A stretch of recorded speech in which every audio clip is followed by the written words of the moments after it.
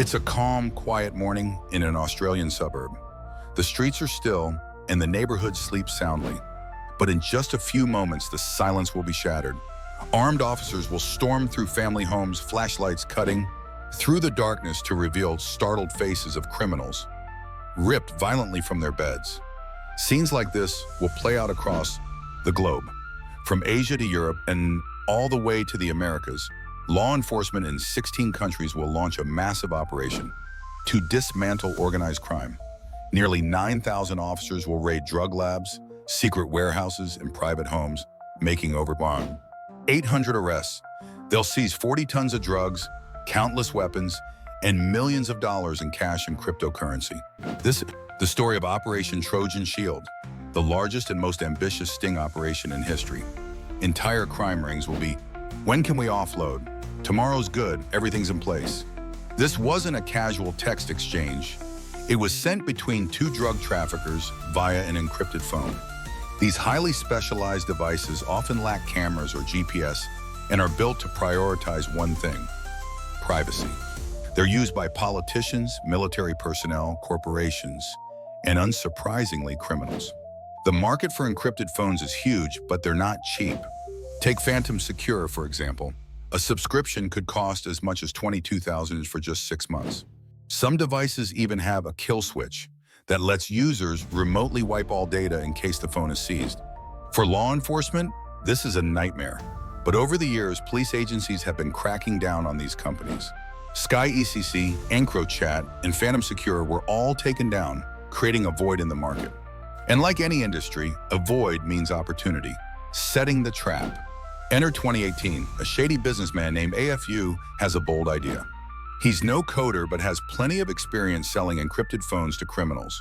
Partnering with notorious Australian drug trafficker Hakan Ayak, dubbed the Facebook gangster for flaunting his criminal lifestyle online, AFU sets out to create the next big thing: Anom. At first glance, Anom phones looked like ordinary devices, but hidden within them was a secret operating system called Arcane OS. Unlocking the phone with a special passcode revealed a hidden messaging app, completely encrypted and designed for anonymity. The phones also featured tools like pin scrambling, which made it harder for anyone nearby to guess the passcode.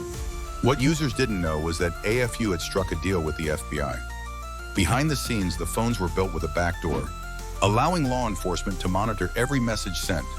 The global sting.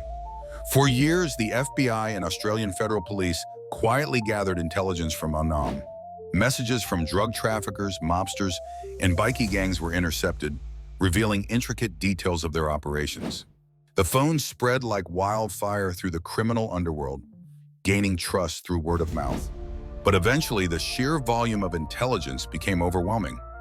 By 2021, Anom had 12,000 users across 45 countries, sending millions of messages. Law enforcement decided it was time to strike. In a coordinated global effort, police carried out mass arrests, raiding homes, seizing drugs, weapons, and cash, and dismantling major crime networks. The operation was hailed as a historic success. The fallout, but as the dust settled, cracks began to appear in the operation's triumph.